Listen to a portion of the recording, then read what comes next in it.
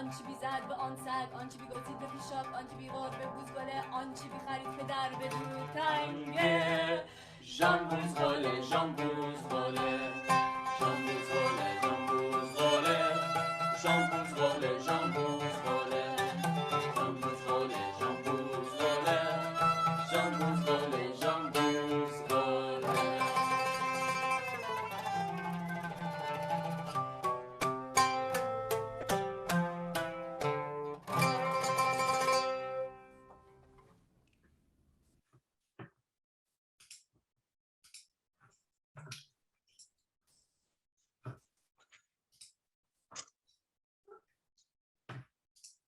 Hello, everyone. Thank you so much for coming. I'd like to wish you a very, very warm welcome today. Thank you for being here. You were just listening to the music of Chloe Pourmoradi and Asher Shashulevi. They were singing a song entitled HUC-JIR in the language known as Judeo-Tajik, also known as Bukharian, recorded in 2020. So thank you for coming. I'm still letting in some people here as they arrive in the waiting room. On behalf of all the organizers of this event, I would like to wish you a very, very warm welcome to the Gala celebrating the documentation of endangered Jewish languages. This event is being organized by the Jewish Language Project, Living Tongues Institute for Endangered Languages, and Wikitongues. I'm Ana Luisa Daigneault from Living Tongues Institute for Endangered Languages, and I'm going to be helping to moderate this event. And our focus today is to raise awareness about the ongoing efforts to document and safeguard Jewish languages around the world. So thank you again for being here today. Our very first presentation is a short film by Jewish filmmaker Alan Niku, who will be joining us in our panel discussion as well. In case you know anyone else who wants to see this later, this whole event will be recorded and put online as soon as possible. And so I will now show the short film by Alan Niku, a Los Angeles-based writer, filmmaker, editor, teacher, experienced in film production and sound design. Alan Niku has a background in music, history, linguistics, and cognitive neuroscience.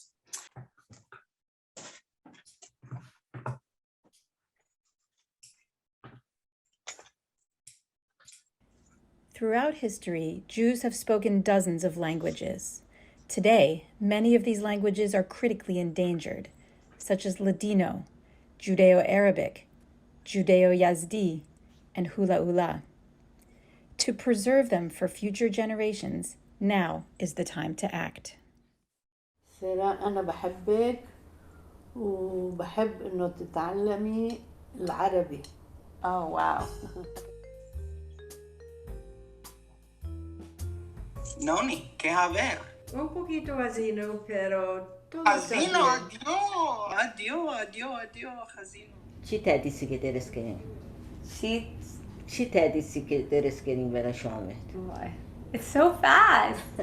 تاتر و دیدو أنا إيزاك هينفو. أنا نفاديدوخ. أها.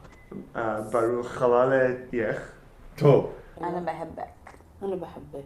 أنا بحبك. بك. Bek. Oh, that's for a girl. Yes. أنا بحبك.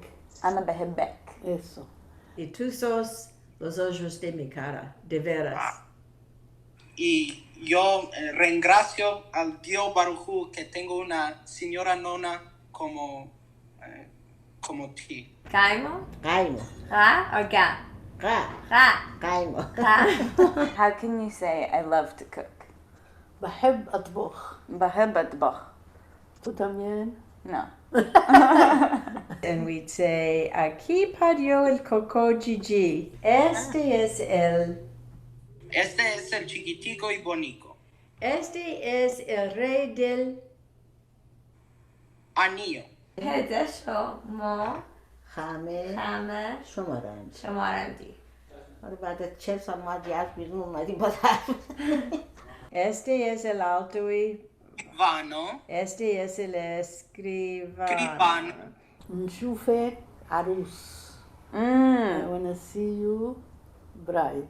Okay, wait, say it again. نشوفك نشوفك عروس. عروس. عروس. عروس. That means bride. Yeah. Este es el rey de la de mano. la mano. Por aquí, Por por aquí, aquí, por aquí, por aquí, por aquí, por aquí, por aquí. I remember that. How could I forget that? خیلی مدیسید. خیلی خیلی مدیسیست. خیلی مدیسید. میشه من شما رو خیلی دوست دارم. بله. Esta noche modo I understood the much. الهام انت يعني ان شاء الله میخوام برم زن بگیرم الهام انت سه بختگور عاد بختلك برو لا لقبت بختگوره هنا الهامنته الهام انت آفرین الهام انت وجا میشه بازار. آره میریم بازار یه چیزی میخریم. تدیسی دوست داری؟ تدیسی. آها. I'm getting it. سلم دياتك. Salam diatic. Ah, And what does that mean? May your hand be healthy. خوشی هلوخو رقلخ رقلخ ميات ببرختی رقلخ الهامنته الهام انت تو ندونیش مو چقدر مدیسی. I love اینجا you. تا آسم. Así para nuestros hijos, el Dios nos oiga y nos responda y nos apiade por su nombre el grande, que somos almicas sin pecado. انا يوم ما بقى شباب كنا اكنيشتا كنيشتا يعني كنيسة كنيسة كنيسة كنيشتا كنيشتا أنا بحب أروح على الكنيس. أنا بحب أروح على الكنيس. على الكنيس. بسمع الحخام. بسمع الحخام. That's actually a word in Arabic, حخام. Yeah, حخام. Yeah, it's not so difficult. بعيزولا بسلامتي تالا نوشو تالا يالو تالا بختو تالا كلالو كلالو كلالو لأن عروسات كلبا كلبا تلا إزا ديدوخ تلا باشه خر و کاکات مهربون بش. احترام. What? باشه خر و کاکات یعنی با خواهر و برادرت مهربون باش. Siempre mejor, nunca peor, nunca más man que la mesa del Criador. Amén. Amen. مبارکت به. مبارکت به. یاد گرفتی به. Huh? You did it. Yeah, مبروك. مبروك. مبروك.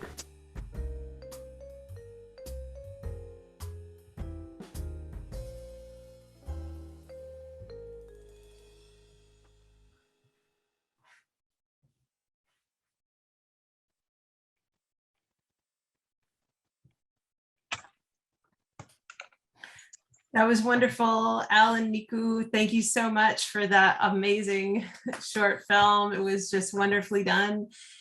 If any of you have questions for Alan, he'll be part of the panel coming up in just a few minutes. And feel free to pose your questions about anything you just saw in the chat. We'll also be posting that video online through the Wikitongues YouTube channel that we'll be talking about several times this evening. For those of you who just arrived, a warm welcome. I'm Ana Luisa from Living Tongues and so glad that you could be here today. Many of you may already be familiar with Hebrew Union College Jewish Language Project. Their mission is to promote research on, awareness about, and engagement surrounding the many languages spoken and written by Jews throughout history around the world. They offer free lectures, concerts, and other online events, as well as a myriad of resources at jewishlanguages.org. So I'll put that link in the chat shortly as well. Since 2002, this project has been led by Sarah Bunin, Professor of Contemporary Jewish Studies and Linguistics at Hebrew Union College in Los Angeles. Today, she'll be giving us a brief introduction to Jewish languages. Welcome, Professor Benor. Thank you so much. All right. Thank you. Hello, everybody. So throughout history, Jews have lived in various places. Jews started out in that little purple area in the middle of your screen, the land of Israel, and because of various expulsions and migrations for other reasons, ended up in various parts of North Africa, Europe, and Asia. And wherever they lived, they picked up a variety of the local language. So they spoke Judeo-Persian, Judeo-Greek, Judeo-Arabic, Judeo-Spanish, etc. And the two most famous Jewish languages are actually exceptions in this history because they were maintained for centuries away from the places that they originated. Yiddish originated in Germanic lands and was spoken for many years in Slavic and other lands. And Ladino originated in the Iberian Peninsula and then was spoken in Greece, Turkey, and other countries around there. Now, the question is, are these all separate languages or are they just dialects? And I feel that this is not a particularly productive question. And instead, what we might ask is, where does a given community fall on this continuum of Jewish linguistic distinctiveness? Some are very distinct, like Yiddish and Ladino. Some are pretty similar to the local non-Jewish language varieties, like Jewish Amharic, Judeo-French, and Judeo-Persian. And most are somewhere in the middle. And it's also hard to even put it in one location on this continuum because there are different types of each language, and there's a lot of diversity within each community. So what does make these language varieties distinct? Well, they tend to be based on a local non-Jewish language and have various distinctive features. The most salient distinctive feature is words from Hebrew and Aramaic. And this is because Jews engage with Hebrew and Aramaic texts, the Bible, rabbinic literature, and they also translate those texts into the local language. And there are also influences from other languages, such as the language that somebody spoke, that a community spoke before they moved to their current location. And there can be many other distinctive features, sometimes just a little difference and sometimes completely different grammatical systems. Now, a common feature that no longer is used in contemporary Jewish language varieties is writing system using Hebrew letters. This was quite common in most of the history of the Jewish people. Now, what has happened to these long-standing language varieties? Well, a number of factors have led to their decline. In the 18th to 20th centuries, emancipation of Jewish communities, various nationalistic movements, and urbanization. And then in the 20th century, the Holocaust and Stalinism led to the death of many of these speakers. And in the 19th to 21st centuries, we saw various migrations from the lands that Jews had been in for centuries to new places like the Americas, Israel, and Western Europe. And so here you see some of the migration patterns that Jews underwent. And in each of those new places, there were new languages. But the question is, what happened to the long-standing Jewish language varieties? Well, most of them are endangered. And the new language varieties are thriving and developing. So when we look at the long-standing languages, we see that most of them are in the endangered category.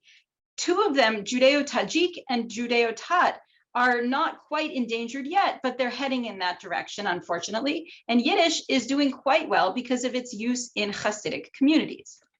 But many of these languages also have some post-vernacular activity. That is, that some people engage with the languages even if they are not able to have full conversations in them.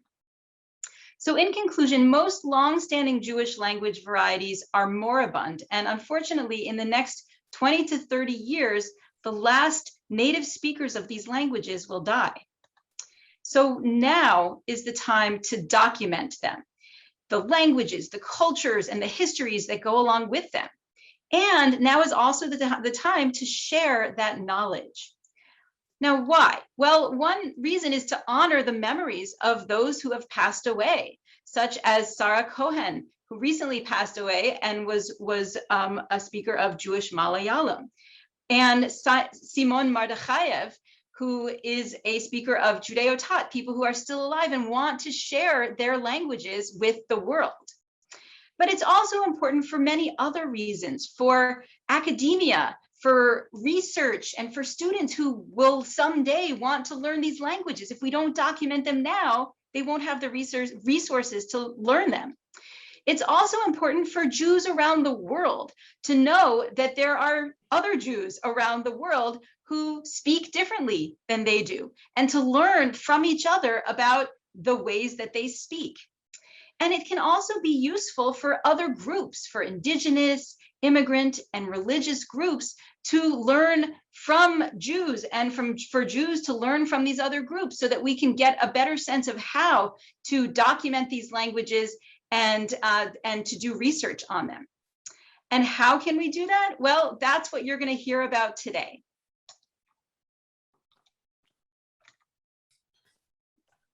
Thank you so much, Sarah. That was wonderful. That was very informative. I'm just such a big fan of your work, so it's great. It's great to hear that. And for everyone who just arrived during the presentation, thank you so much for being here. This meeting is being recorded, and we will put it online as soon as possible for everyone to enjoy. So thank you again, Sarah. If you have questions for Sarah, please put them in the chat and we will be sure to address them. So next we have my good friend, Daniel. So I'm going to spotlight you now, Daniel from Wikitongues. Okay, so this is my good friend and colleague, Dan Udell. He's the co-founder and director of Wikitongues. They work with a global network of grassroots linguists to build a seed bank of every language in the world. Their goal is to create a world in which everyone has the resources and the right to keep their language alive. He co-founded Wikitongues in 2014, establishing this global volunteer movement to expand access to language revitalization. Wikitongues helps speakers document and promote their languages online, safeguarding them for the next generation. And all their initiatives work to sustain marginalized languages through media, so their languages can be shared and taught around the world. They're also collecting videos in every language of the world.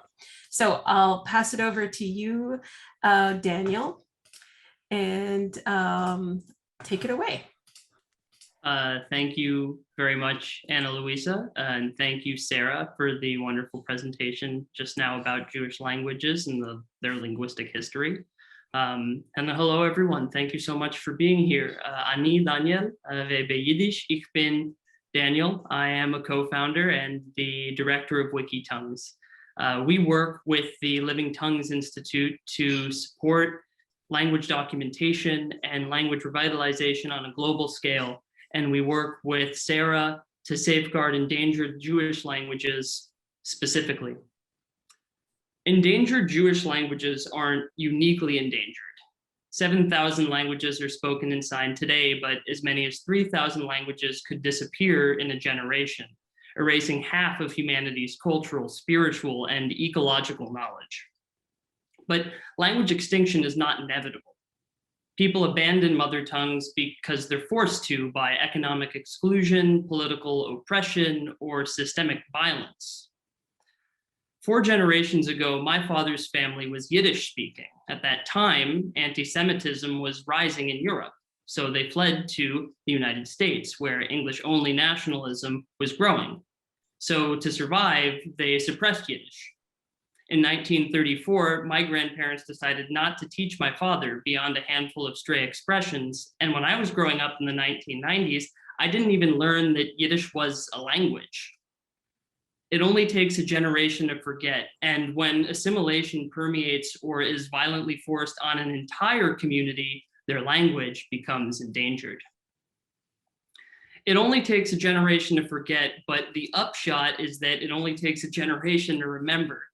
Language extinction is not inevitable, and language revitalization is possible. With the right resources, adults can learn their ancestral languages, teach those languages to their children, and raise new native speakers, breathing fresh life into their cultures, as so many Jewish people did at the turn of the last century when they raised the first native Hebrew speakers in 100 generations. Now, the reawakening of Hebrew as a mother tongue was possible because Hebrew had survived as a liturgical, philosophical, and literary language, and was therefore extensively documented. However, most languages, endangered Jewish languages included, are underdocumented, making their futures uncertain. Language documentation is therefore an essential first step to any revitalization project, but where do you start? Languages are endless geographies of the mind that can't be comprehensively mapped. That's why you can spend a lifetime studying the language you grew up with. That's why there are native English speakers with PhDs in English. So if your grandmother is among the last speakers of an endangered language and you want to document that language, the question is, what can you do in a weekend? One of the easiest ways to get started documenting a language is recording videos of people speaking, recording oral histories. And to help people get started with that process, Wikitongues and the Living Tongues Institute put together a roadmap for interviewing yourself or speakers in your community, what we call in more technical terms an oral history elicitation protocol. It's effectively a series of questions that guides you or another speaker through talking about cultural knowledge, early childhood, adult life, and the future. And by answering all of these questions in a given language, you can actually get a well-rounded representation of that language, a recording of different grammatical tenses and a wide range of culturally relevant vocabulary. So, over the past year, volunteers around the world have been using this protocol to record oral histories in endangered, threatened, or otherwise under-resourced Jewish languages, the first step towards safeguarding these languages for the next generation. Shalom, എൻ്റെ പേര് തവൻ Dubai യഹൂദി. ഞാൻ കൊച്ചങ്ങാടിക്ക് സമീപമുള്ള എറണാകുളത്ത് ഇപ്പോൾ വസിക്കുന്നു. ഞാനിപ്പോൾ സംസാരിക്കുന്നത് യഹൂദ മലയാളമാണ്, അഥവാ ജൂത മലയാളം. ഇതിനെ ഞങ്ങൾ ഹീബ്രുവിൽ മലയാളം യഹൂദീത്ത് എന്നൊക്കെ വിളിക്കും. So that was Tapan Duba Yehudi speaking Judeo-Malayalam, the traditional language of Cochin Jews.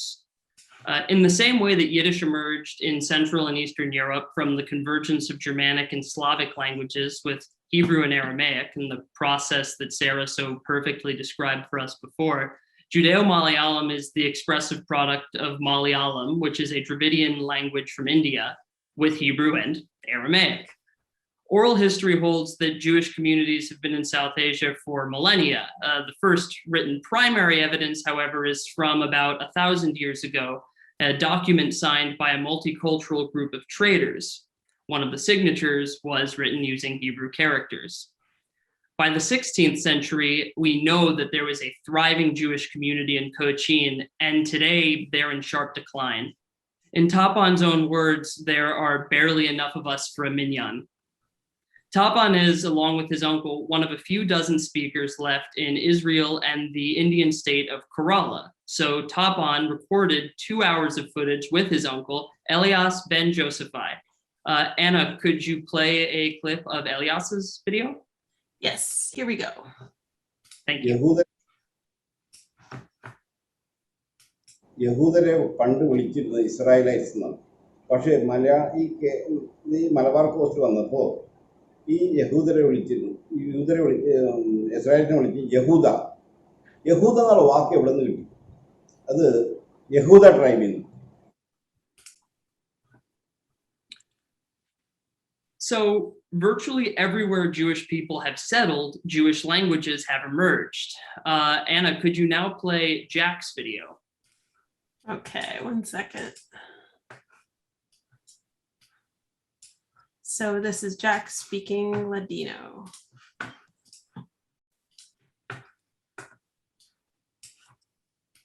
Nací aquí en Salónica atrás de 70 años.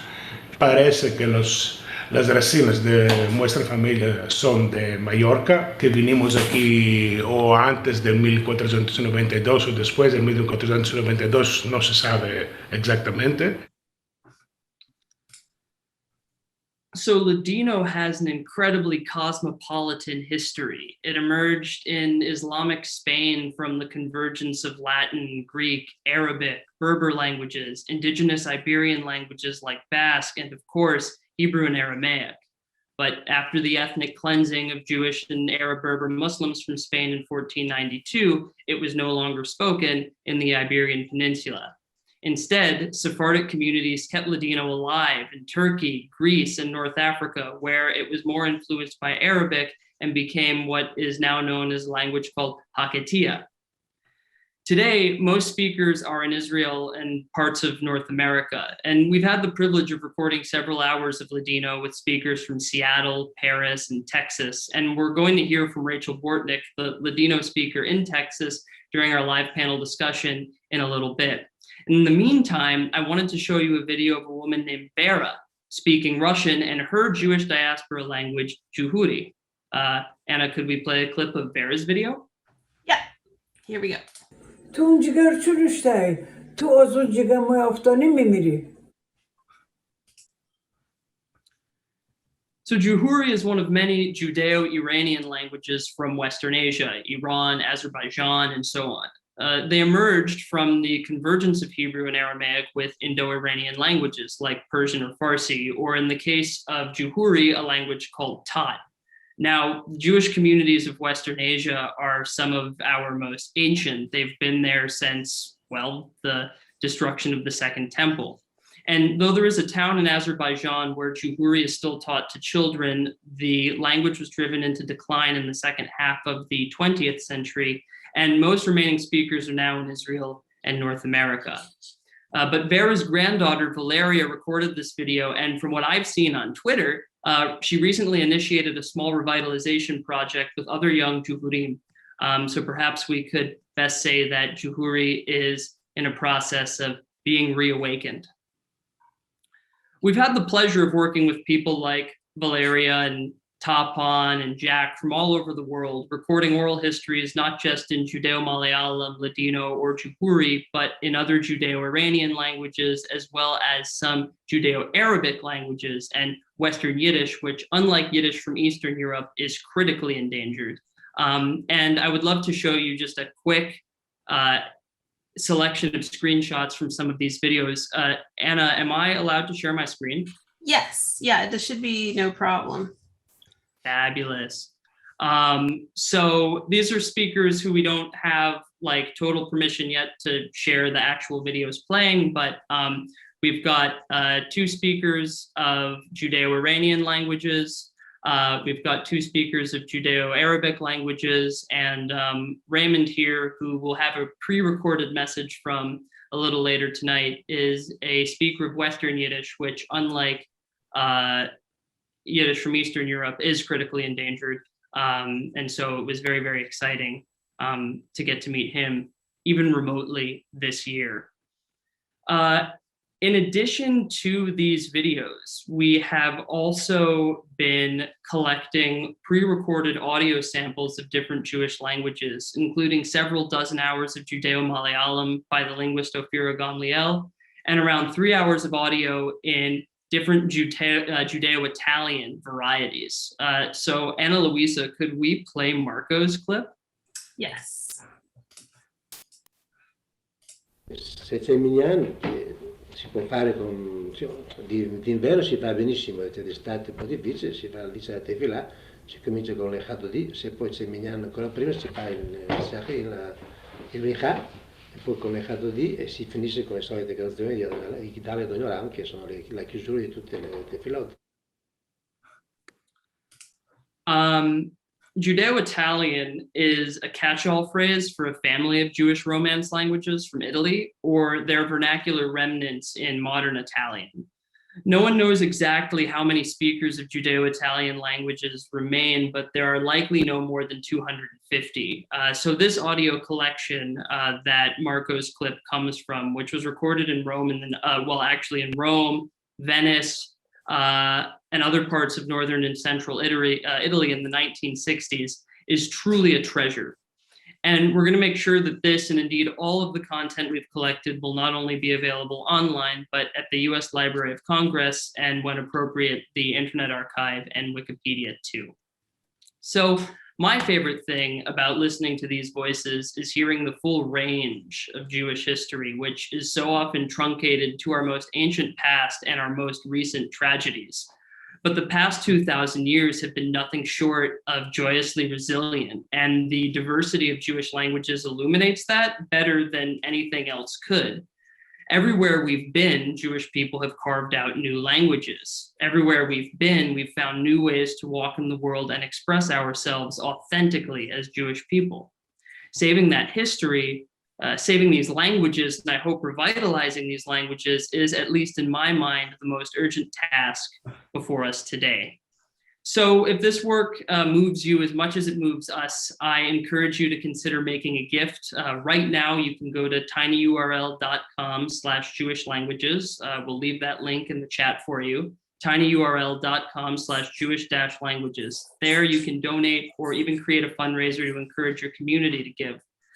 This project has been entirely volunteer driven. It doesn't have a dedicated budget, and we're in need of an outreach coordinator to help us work more effectively with different speakers around the world, as we are in desperate need of an archivist to help us process and publish this content as quickly as it comes in.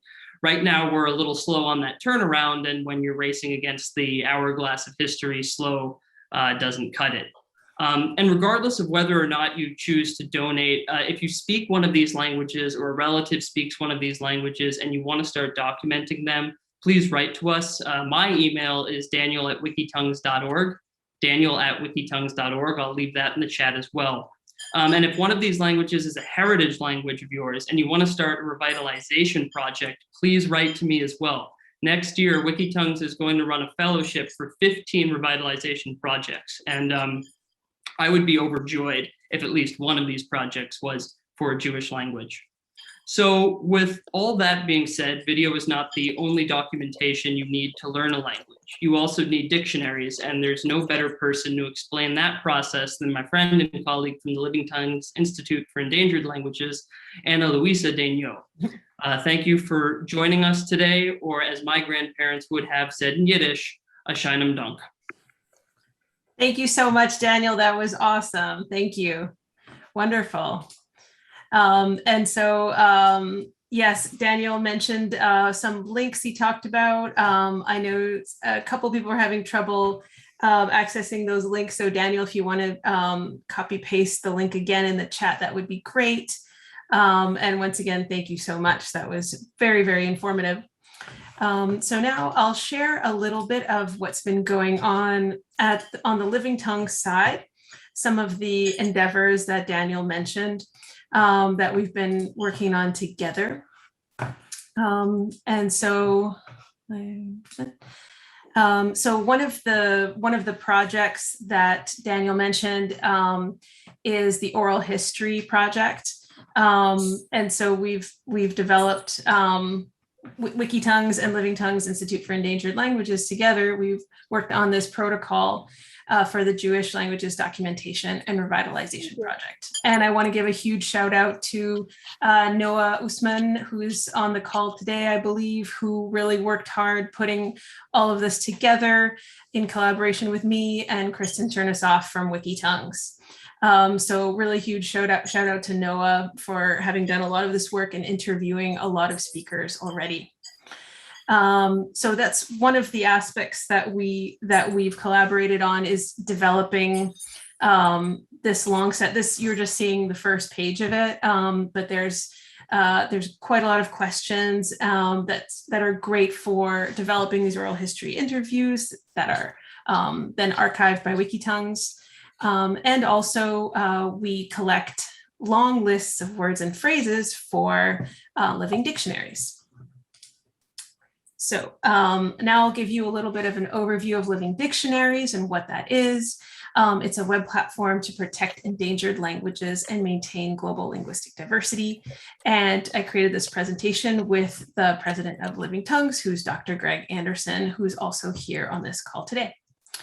So what if technology can disrupt language bias? With over 3,000 languages in danger of being lost before 2100, we know there's a need to act quickly. And among those 3,000, there's many Jewish languages. So there's a strong need to develop free tech tools that serve citizen linguists and communities of speakers around the world. The language justice issues that we're addressing with this platform are they're very salient, and we think about these things every day. So we know that colonization, migration, displacement, and violence are factors that have caused thousands of language communities to become disenfranchised. Oh, I would just ask you all to go on mute if possible. I do hear a little bit of background noise. Thank you so much. And also, we know most countries are not investing the resources necessary to support minority languages. So we at Living Tongues, we aim to overcome institutionalized barriers that can prevent the equal status of languages. And so we aim to do that through grassroots efforts. And for us, a moral imperative of the 21st century is the decolonization and democratization of linguistic resources. So what do I mean by that? I mean, actually making these languages really easily accessible right in your pocket. If you could just learn a lot of these endangered languages really easily, it would make a huge difference in people's daily lives. And so that's why we created the Living Dictionaries platform. It's a mobile-friendly web platform where citizen linguists can build online dictionaries on any device. There are multimedia tools for language documentation and language revitalization or maintenance. And they're accessible for free. And we teach free webinars also. The address, the URL is livingdictionaries.app. And so how we've created this platform is we've made it to be really community driven. We made it, the training of citizen linguists is a central part of our approach, free online training, remote collaboration. We've tried to make it as easy to use as possible, accessible for the hearing impaired and the visually impaired, and we integrate user feedback in the design process. So in our webinars, if people have suggestions for features or problems on the platform, we take those very seriously, and we try to roll out as many new features as we can. It's currently available in English, Spanish, French, Russian, Hebrew, and many more interface languages to serve the global population. Here's a screenshot of one of our living dictionaries that we just launched this year from Olukumi, which is a language of Nigeria. And I put this here so that you could see the interface translated into Hebrew. And so our wonderful volunteer translator, Dana Malaver and Dan Udell, who was just talking earlier, they both worked on this, as well as other people who helped out, Ephraim Berkovich and some other people too. So thank you, Dana. If you're on the call today, shout out to Dana who worked on this. So our Living Dictionaries platform, we have about 300 people currently using the platform, and more adding every day, more people signing up. We've got about 200 living dictionaries on the platform and 250,000 entries combined. And that number is growing really fast. We've seen a huge uptick in the time of COVID. Here's an example too of this is something else that Noah Usman and also Wikitongues and Living Tongues intern Kelsey Bialo worked on, compiling short lists of elicitation based on our master elicitation list from Living Tongues. So this is some of the work that's being done to get the dictionaries started. So if the elicitation process is starting in English, these are some of the words that we use just to get a dictionary going, just to give you a background idea. And for those of you who are interested in this kind of work, we do have upcoming free webinars. So you can email me at analuisa@livingtongues.org, and I'll put my email in the chat as well. So that's just a very quick overview of some of the work that we've done. We're building a Karaim living dictionary. We're also building one for Eastern Yiddish in collaboration with our colleague Ephraim Berkovich in Israel. So there's quite a few that are being built and worked on, and we really need your support to continue this work. It's very time intensive, it's very detailed, and the work that we're doing is serving future generations. So we really appreciate you being here, and we appreciate your willingness to learn about, what goes into this process. So thank you. Now we're going to have our wonderful panel of speakers. So I would invite our wonderful speakers, Rachel Bortnick. So add you to the spotlight. Rachel, hi, if you could unmute. Yes, there you are. And hello, everybody. Hi, nice to see you. Nice seeing you. Okay, we have Alan too. I'm going to add Alan. Okay, I'm going to switch briefly to gallery view here. I'm not sure if everyone's going to see each other, but I'm going to add, wait a second. Just need to line everyone up. There's There's so many wonderful people here today. I have to find Alan in the list. Okay, hi, Heide, welcome. I'm going to add you to this discussion. And there you are, Alan. Okay, great. Thank you so much. All right, so we have a wonderful panel here. Daniel is going to moderate this panel. Fabulous. Well, again, thank you everyone for being here tonight. And thank you three for being generous with your time this weekend. And extra thank you to Alan for producing the wonderful film that kicked off this event. So could each of you introduce yourselves in your Jewish languages and tell us then a little bit in English about your language? Who should start? How about Rachel? We'll start with you. Okay. Buenas tardes a todos. Yo me llamo Rachel, de familia Amado. Nací y crecí en Izmir, Turquía. My name is Rachel, in English anyway. And I was born in Izmir, Turkey, and mi lengua de madre, mi lengua natal es el judeo español, que es el ladino. Nosotros le llamábamos español. We used to call our language simply Spanish, really, español. What else did you want me to say at this time? That was a fantastic start. I just wanted to give everybody a little bit of context about each of you. So Haida, would you like to go next?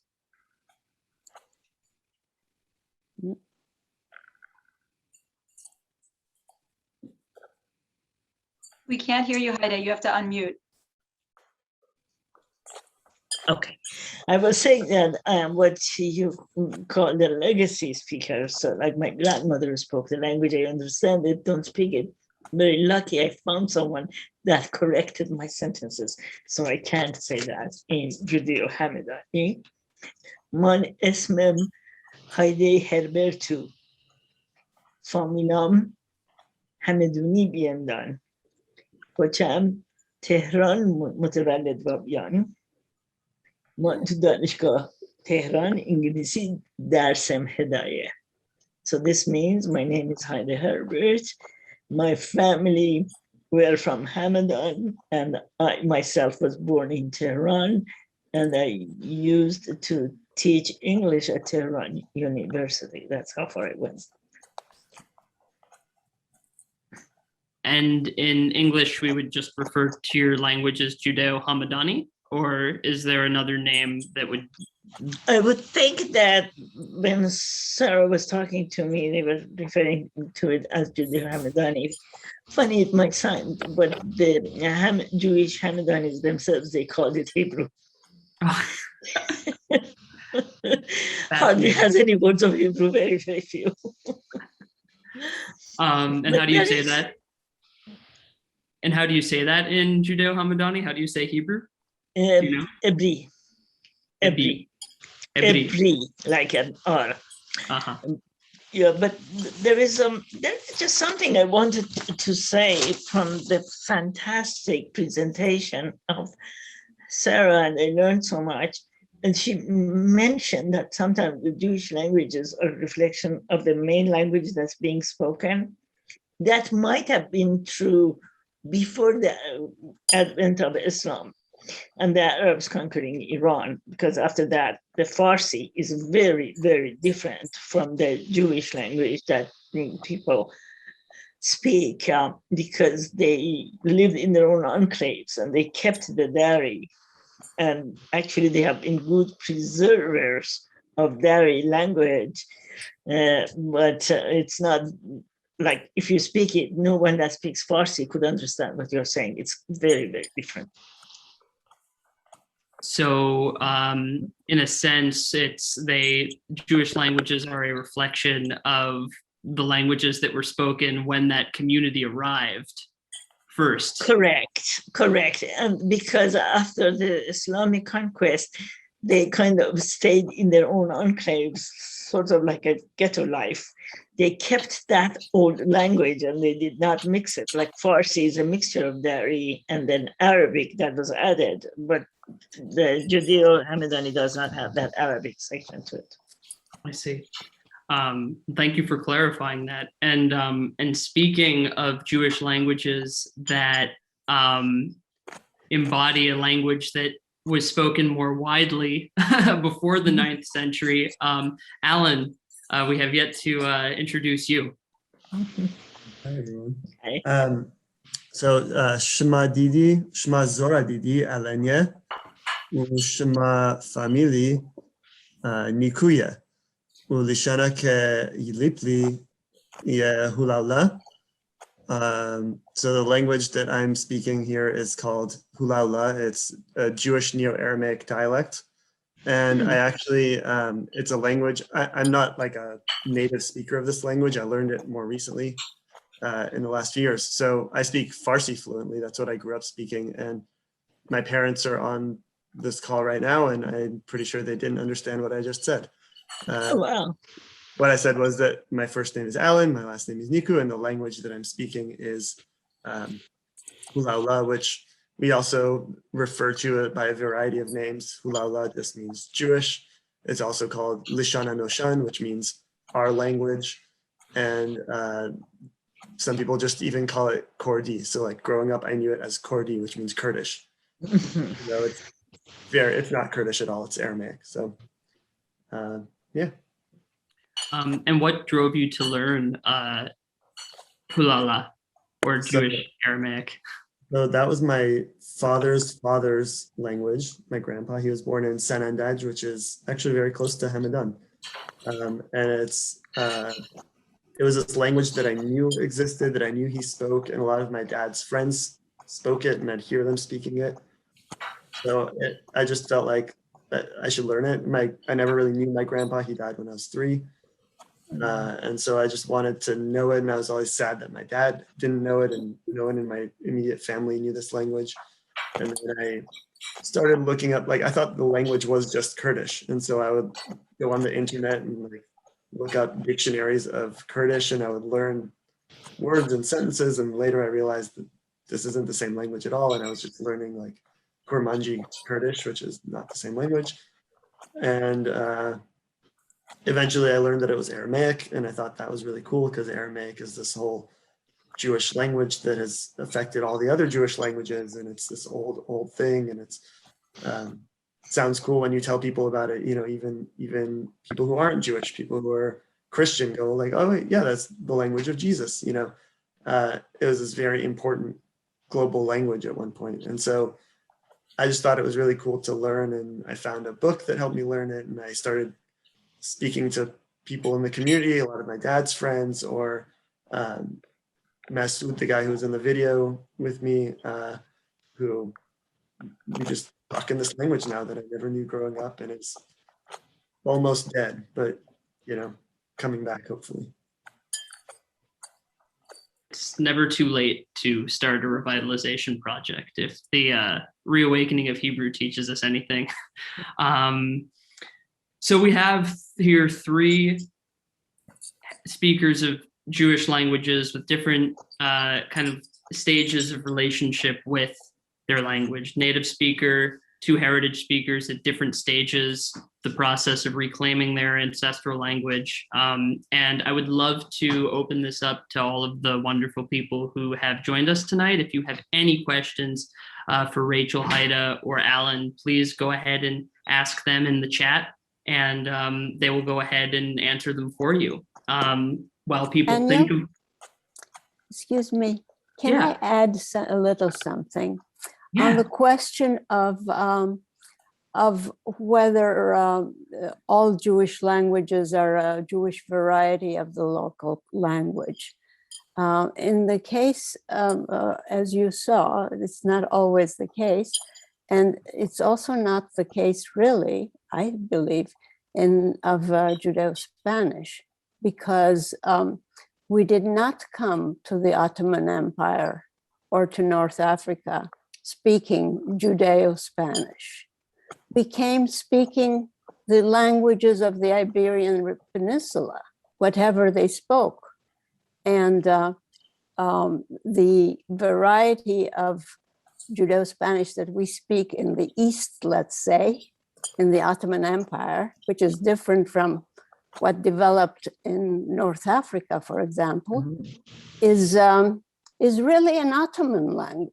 I mean, in the sense that it developed in the Ottoman Empire. And it's not, we have borrowed words and expressions and so on from Turkish, but it's not a variety of Turkish. I just wrote on the chat that there is now such a thing as Judeo-Turkish that's being spoken in Turkey, but our language is not a variety of any of the many other languages that were being spoken in the Ottoman Empire. So I wanted to make that. And also others refer to our language as Jewish in translation, and many of our people called our language as Judeo or Judaismo or something like that, meaning Jewish. And I know that the gentleman, Jacques, who spoke before from Greece, in Greece, they called it Evrei, just like I think it was Haidé who said that it was referred to as something equivalent to Hebrew, you know. So that was the Jewish language of the Ottoman Empire, and not really the language that developed in the various areas of Spain. They had different languages there. Anyway, that's my input right now. Thank you. Maybe somebody has a question, I don't know. Merci mucho for that important historical clarification. And I remember actually earlier this year, I was reading an article about Jewish languages or Jewish Romance varieties that were spoken in the Iberian Peninsula before 1492, including Judeo-Catalan, Judeo-Aragonese. Somebody in the chat earlier asked about Judeo-Portuguese, and unfortunately, no, we don't have any resources for that language just yet. No, I don't think that was. I'm sorry? Yeah, I'm just saying I never heard of Judeo-Portuguese because most of the Jews who went from Spain to Portugal, anyway, they had to convert and live as Christians, so they, you know, they didn't develop a Jewish language really, from what I know. But we do have linguists here, like Brian Kirshen or somebody may be adding some, or Carlos can add something more of an academic comment. Robert Carlson has a question for you about the state of Jewish Aramaic languages today among grandparents' generation, parents' generation, and our generation. Growing up in LA, Jewish community, Standard Persian is obviously alive and well, but much less so Aramaic. Could you speak to that? Yeah, I think it's similar to what Haida just said, which is that I think a lot of parents have trouble even getting their kids and grandkids to speak Farsi, let alone these other languages like Hamadani or Aramaic that are, you know, it's like a whole other language that is even older. So I know, you know, there are some number of speakers of this language. The official numbers say around 10,000, mostly in Israel, and some here in LA. I haven't, you know, I've met some people who are my age who might understand it, people who both parents are from the Sanandaj community.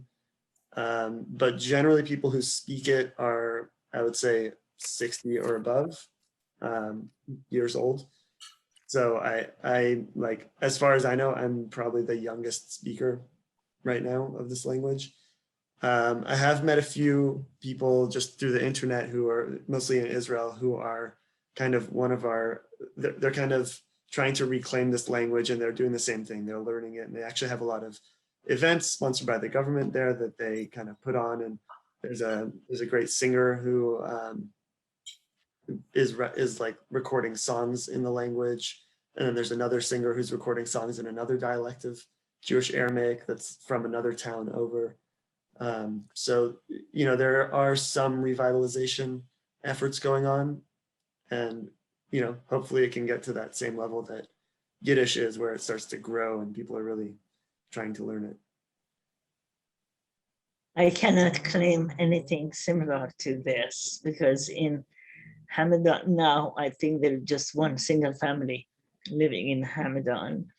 The population of the Jews in Iran that was 100,000 is now dwindling to 7,000 for the entire country. And for Hamadan specifically, like there is the tomb of Esther Mordecai, but there are no Jews visiting it. I do not believe there is any effort, not to my knowledge, of revitalizing this language. Yeah, that's true of Sanandaj also has, as far as we know, 0 Jews living there. But you're right that the Jewish Iranian languages like Hamadani and even like Yazdi, which was in the video, and Isfahani and Kashi, people don't even know that these languages exist, much less trying to bring them back. So you are right.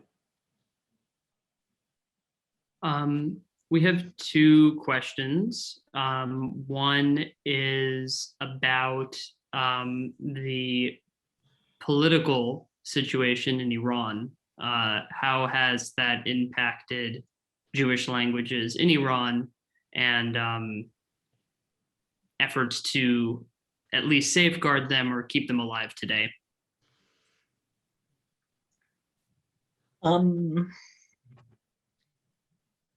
As I said, there really isn't, not to my knowledge, there is not any efforts for revitalizing these languages. And as I said, the Iranian Jews that were kind of thriving under the Pahlavi regime, and doors were open to them in the universities and everything, now they are dwindling.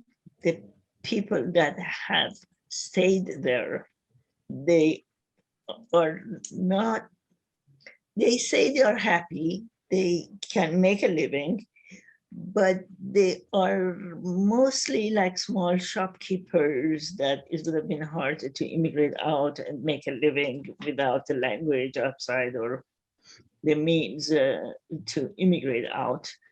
So they are more within their own communities and trying to survive. Nothing too intellectual going on, I guess, for lack of a better word.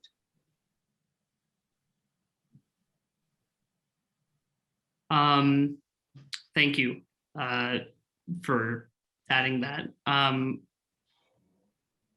One thing that's definitely challenging from a perspective of remote work is that in a country where there's censorship of the internet, sometimes our ability to interact with speakers in Iran is kind of muddled.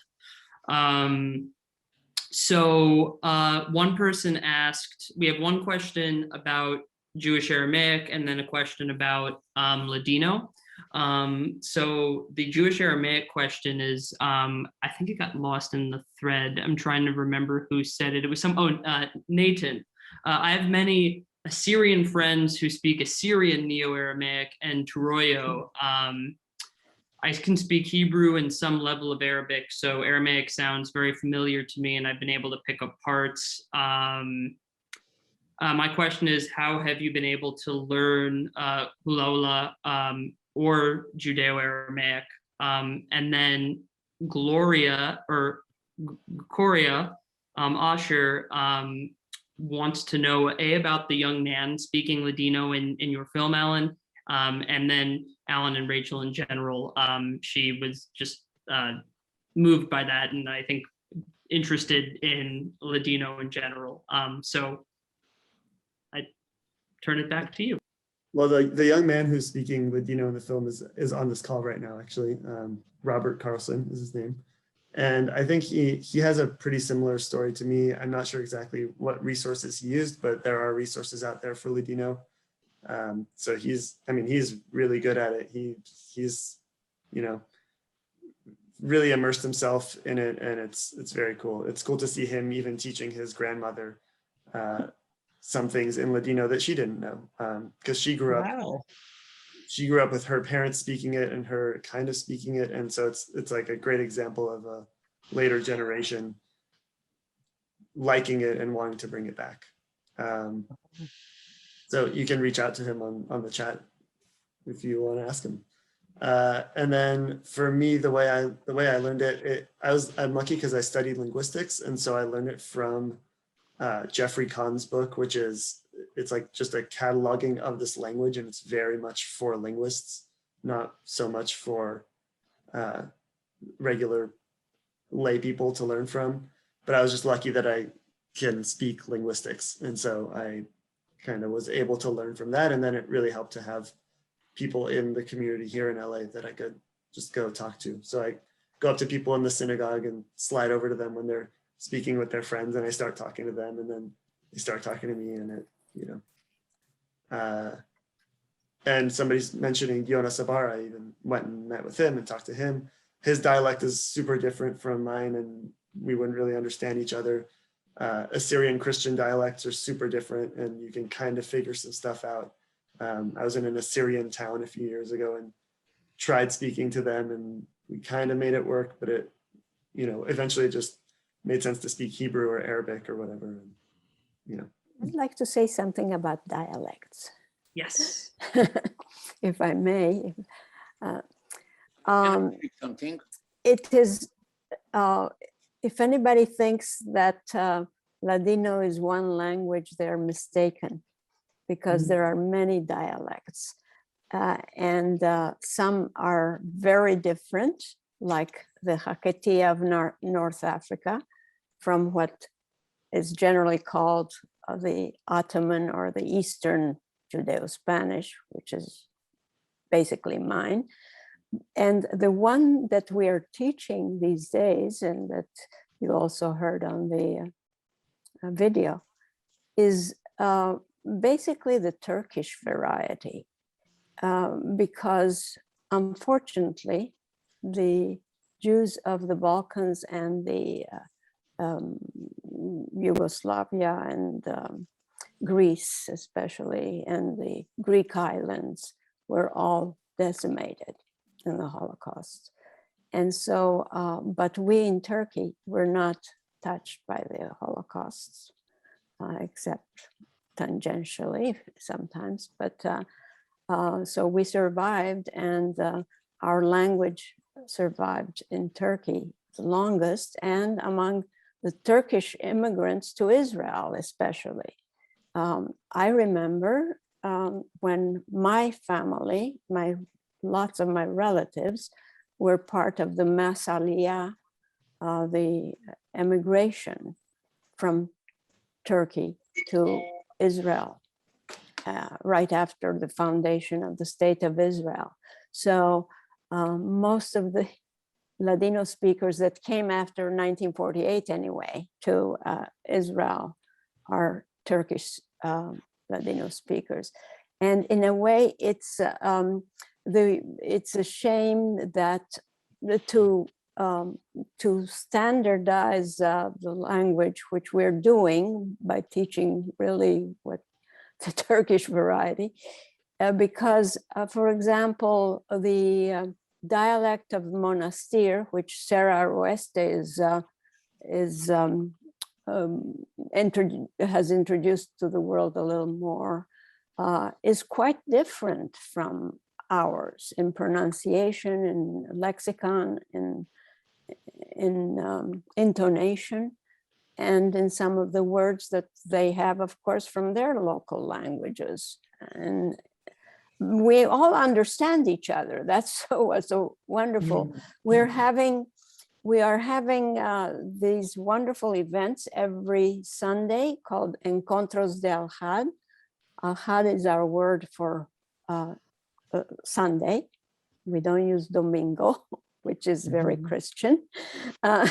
We never did. That was part of the Judeo-Iberic heritage. The Jews in Spain actually used Al-Had. instead of Domingo. But anyway, in today's, we have these encontros, Zoom meetings in Ladino every week since the pandemic started, and all with native speakers and only in Ladino. Even the questions have to be in Ladino. But today, for example, was the HUC-JIR program of the Judeo-Spanish of North Africa. And that's very different. It just developed very far from us, but there was a written variety, as we learned today, of HUC-JIR, which they called Ladino, and we also called Ladino, and it did not have the foreign, let's say, words and phrases from the local language in the written form. So the whole Sephardic world could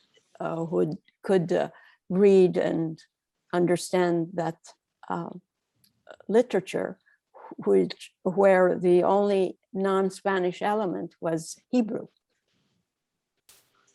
Sure. Hello, everybody out there. My name is Hannah Pressman, and I am the new Director of Education and Engagement at the Jewish Language Project. I'm so excited to be involved with this organization and to be co-hosting tonight's gala with our partners, Wikitongues and the Living Tongues Institute.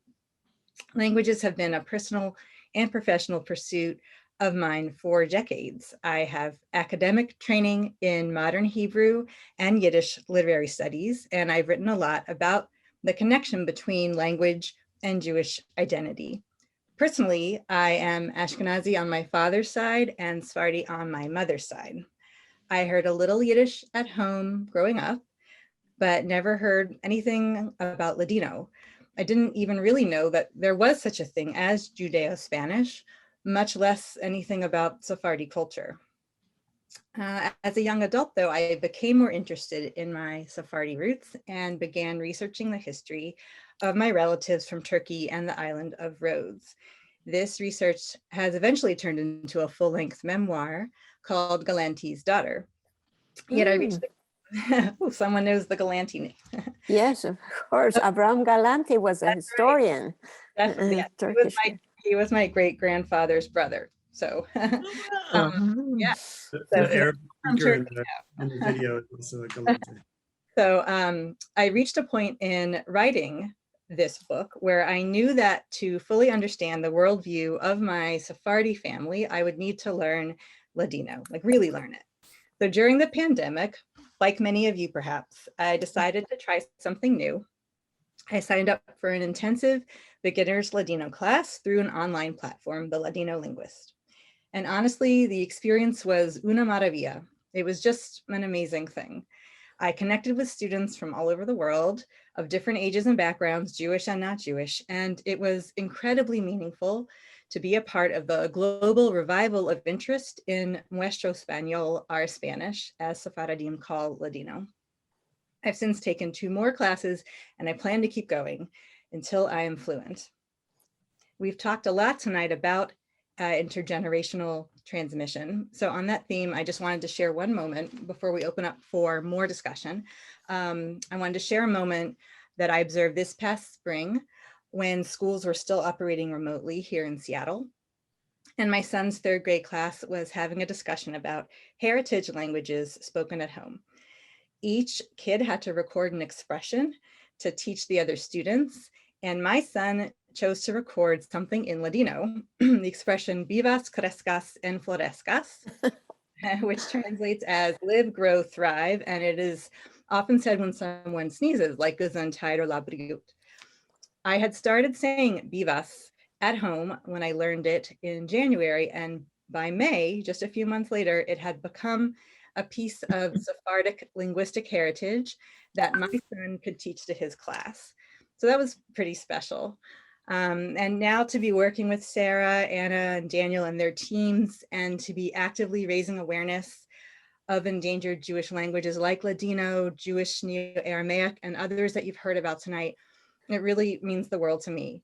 So Anna, back to you, and I look forward to discussing more and learning more from all of you.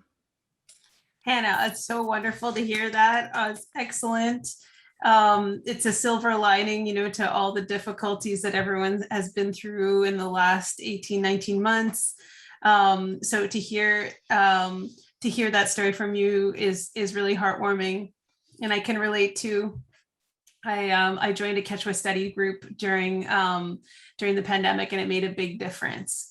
And so we really encourage all of you who are here, to consider options like that. If you're still in lockdown, or if you're looking for a more online community of other heritage language learners like yourself, we really encourage you to do that and to reach out. And I think it actually inspiring me right now. We could actually weave that into our program that we've been working on here. We can help people find ways to connect with these other online platforms too, just like the platform you're using for Ladino. So in the final few minutes that we have here, feel free to pose questions in the chat. I love the comment that Roseanne just said, I'm experiencing radical amazement from this entire event. So thank you, Roseanne. Shine them down, Roseanne. Yes. Daniel, did you spot any questions in the chat for our last few minutes here that we could address to the group? Yes, let me go up at there was one that actually got answered because, in the early days of Israel's independence, Yiddish was kind of deliberately sidelined by the government to accelerate the adoption of modern Hebrew. And somebody asked if that was also true for Ladino and other Jewish languages. And the kind of consensus was that they weren't explicitly sidelined, but they weren't enthusiastically supported either. So that was something that came up. But Israel has the two so-called authorities, one for Yiddish and one for Ladino, which are supported. They were created by the Knesset vote, and the Ladino one at least has been very active and still is in promoting, and especially now via the internet with programs and so on, the Judeo-Spanish language. And there's another project in Israel that I think should absolutely be mentioned. It's called the Mother Tongue Project by a linguist Israeli linguist named Yehudit. I forget her last name. Sarah, could you perhaps drop it in the chat there? I'm sorry? Yehudit Henschke. Henschke, thank you. And they are working specifically, or at least primarily on safeguarding different varieties of Judeo-Arabic, because the majority of speakers of Judeo-Arabic are in Israel today. And somebody else asked about the Bukhari language, which is spoken in Queens, and asked if anyone was working on Bukhari. And I also mentioned the Endangered Languages Alliance, which is a New York City-based organization that works on language documentation and revitalization here. And they've done quite a bit with the Bukhari community here, as far as I know. So those are some other projects that are worth mentioning. Do we have, thank you, Sarah. Sarah just dropped the Mother Tongue Project in Israel's link to the chat. And then Jimina is another group which we can leave in the chat, and they actually advocate for Mizrahi Jewish representation in the diaspora. So if you're interested in Judeo-Arabic in California, Jimina, that's Jews indigenous to the Middle East and North Africa, they will likely have resources for you as well. Yeah. That's great. That's great. And as we start to wrap up here, Hannah, are there any other upcoming events that you would like to invite people to in the next month or so from Jewish Languages Project? Oh, sure. Well, we have our whole fall series is about the documentation of endangered Jewish languages. And so we have 2 more coming up. And Sarah, you can correct me if I get anything wrong, but on November 14th is our next event, which is sort of reports from the field of language documentation and people who will be reflecting on some of the ethical and practical challenges of this work, as we've heard a little bit about tonight. So it'll be more unpacking of those issues from several terrific scholars in the field. And then a lot of excitement about Ladino, as our panelists have described. And so we will be having a great multifaceted event for Ladino on December 5th. And Brian Kirshen, who was my Ladino teacher at the Ladino Linguist Platform, and several other people will be taking part. And so that's gonna cap off the fall series on endangered languages. And you can find out about all of our events at the link that will drop in the chat. And all of our events are free to attend. And then we quickly post the event footage afterwards for people who couldn't make it to the Zoom. We know you have a lot of demands on your time and everyone's Zooming everywhere. So we try to make those events, make the footage as accessible as possible after the fact too. Hannah, somebody in the chat asked if there are any easily accessible resources for Northern Yiddish specifically, or Litvish, Lithuanian Yiddish. Do you know of any? Yes, well, Litvish Yiddish that's on my dad's side. That's the style that I learned, and that is more what is taught in terms of standard YIVO Yiddish.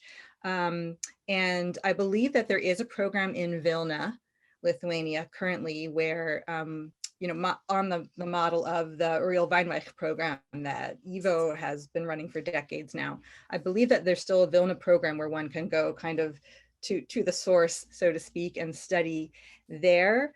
But there are, as people were putting in the chat, there are many places now to study Yiddish, and it's been a kind of an academic and demographic revival for many, many years now. So there's no lack of resources there. So I'll be happy to put a couple of links in the chat. Can you tell me who that person was? Was there more than one person? Yes, sorry, the chat's been, well, actually wonderfully, the chat's been moving quickly. Very active. People are adding lots of comments. It's terrific. I'll put a couple links in the chat, no problem. Yeah, it was Aaron Frumpkin. And yes, okay. The chat will disappear, but we are going to post this recorded event, and we will make sure that when we post the recording, we'll include all of the links that are referenced here so that you can access these resources afterwards. Yes, and as we close up here, I would love to hear just some closing thoughts and reflections from our 3 guests here. Alan, do you have any closing thoughts about, I know a lot of people really enjoyed your film. Do you have any words for the group as we close out? So for me, it's been really exciting to find out about the existence of a bunch of these languages, because even I'm into linguistics and I didn't even know about a bunch of these until pretty recently.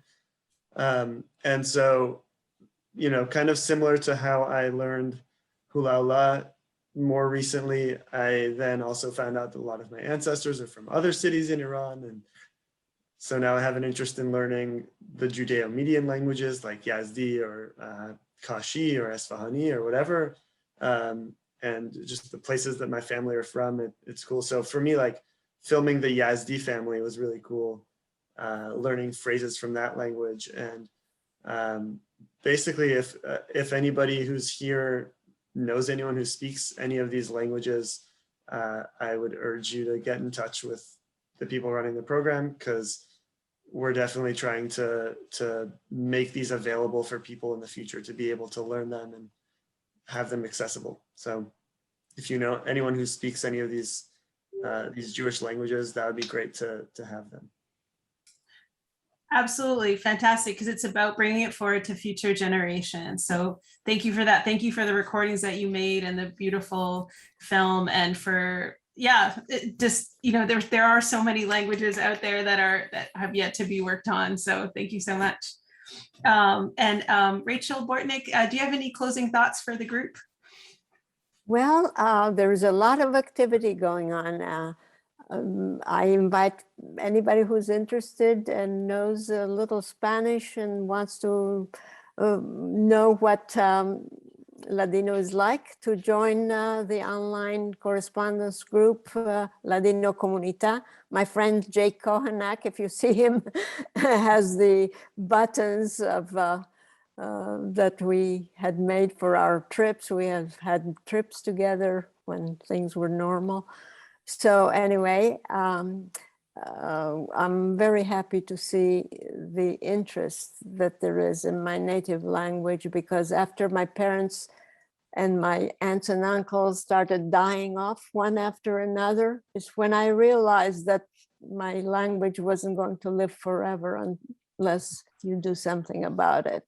And I'm glad to see that the people are doing something about saving their languages. Thank you so much, Rachel. It was a joy to have you here. And Heide Herbert, do you have any closing remarks? Just very quickly, I just wanted to share that once I was listening to the lecture of this Iranian linguist, and he was saying that they were trying to find the links between Dari, the old Iranian, and Farsi, and there were some links that were missing. And then when he studied the Judeo-languages of Iranians, he was able to find the missing links. And somebody was talking about the Yazdi, Judeo-Yazdi, but I also met with someone today that had been to a Zoroastrian gathering of the Yazdis, and he said he could completely understand what they were saying. I guess because it all goes back to the roots of the Dari language in Iran. But thank you also so much for having me here and giving me the opportunity to get all of this information from everyone. This is such an exciting work being done out there, and I'd love to be a very, very small part of this. Thank you so much. Daniel, do you have any closing thoughts for the group? I'm just thrilled that everybody is here and excited about Jewish linguistic diversity. As I said in the beginning, I think this is one of the most urgent things for Jewish people to think about and to act on. And I'm just overjoyed. Thanks everyone for being here and for spending your Sunday evening with us. Wonderful. Thank you for having this. Hannah, do you want to give for having us? closing? It was very nice. Thank you. Sorry, Anna, what? Hannah, do you want to give any closing thoughts for yourself too? Oh, just toda rabba, ashenam dank, merci mucho to everyone. It's really great to meet you, and I just encourage you to visit all of our sites, the Jewish Language Project, Wikitongues, and the Living Tongues Institute. Find out more about what we're doing. If there's something, and like we've been saying, if there's something you want to learn, make it happen. There are more and more resources now, and we're trying to train more teachers and make it more possible for people to access these languages. So thank you for being our partners in this work. Awesome. Great partnering with you too. It's been a joy. We're going to stop the event soon here and shortly. We're just going to play one last video as we wrap up. Thank you once again to all our panelists. It's been amazing to have you all here. We really appreciate every single one of you. And thank you as well to everyone in the chat. I mean, that's the most lit chat I've seen in a while. Yeah. So that's definitely a wonderful, wonderful. Everyone sharing resources and thoughts about their family and heritage and everything. So we're just gonna close up here with a brief video by Raymond Levy. And once again, thank you all. Daniel, I'll cue this up, Daniel, if you want to put the fundraising link in the chat one more time. We really appreciate everyone who's donated throughout this event. It's been super awesome. And we'll be continuing to fundraise to record these oral histories and build living dictionaries and create more events like this. So thank you all again. And so we'll just, Daniel, do you want to introduce this last video that we're about to share from Raymond? Yes. This is just a brief pre-recorded message of Raymond Levy talking about Judeo-Alsatian, which is his variety of Western Yiddish. He would have liked to participate in the panel discussion today, but he is in Strasbourg, France, and it is currently well past his bedtime. Raymond is an administrator of the Judeo-Alsatian Museum in Strasbourg, France, and one of the few people with knowledge of Western Yiddish who's alive. And we will include a link to the museum when we post the recording afterwards, so you can have a look. Many Yiddish words or expressions went into the Alsatian dialect. And people use them without knowing it was the original. Everybody in Alsace knows what Meshuggah is. They all say Meshuggah. Schmüse in Yiddish Deutsch is gossip. In Alsatian, it is when a young couple, they first meet and they go behind the church and they first kiss. So this is Schmüse in Alsatian. The meaning became different. Ich will die ganze Chafrisse begrüßen und sage, dass die Jiddisch-Deutsch schade ist geht verloren. Denn nur noch die sehr alte Leute, so wie ich, sprechen das noch ein klein bisschen und so. Und Wikitongues ist sehr wichtig, um die Sprache zu behalten. Yeah, I was just greeting the Hafrisse, which is all the people around, the company, the friends. And hope they will have succeed in the work preservation of languages, and Wikitongues is very important for that. I think one thing, which is also, how people are throwing it out there, very amazing about this, we have there again and again and again and again in Jewish history, as opposed to walling themselves off from the civilization they were forced into by the Roman expulsion, or completely assimilating and ignoring Jewish culture. All these languages come because people took some combination where they wanted to keep the Jewish culture, but also say, okay, we know where we are, and we also know where our heart is, where our spirit is. And I find that really amazing. Thank you, Julian. True. I have one memory of him from being a tailor, so I thought to let you all know. I just want to say it's just amazing how much language is bound up with our families, and so it's fitting that we end with a tribute to one's grandparents, because that's what this is all about. And I just love that video that Alan made, featuring the connections between grandparents and grandchildren. Yes. And so I hope that all of us will continue those intergenerational connections and continue to support these wonderful organizations. So thank you so much to Anna, Daniel, Hannah, and all of our panelists, and Alan, and everyone in that video, which was just so beautiful. And thank you to everyone for attending. And thank you, everyone. Good night. Good night. Have a good night. Thank you. Thanks. Bye-bye. Roma, Muchas gracias. Good night. Laila Tov, everybody. Merci, Gracias.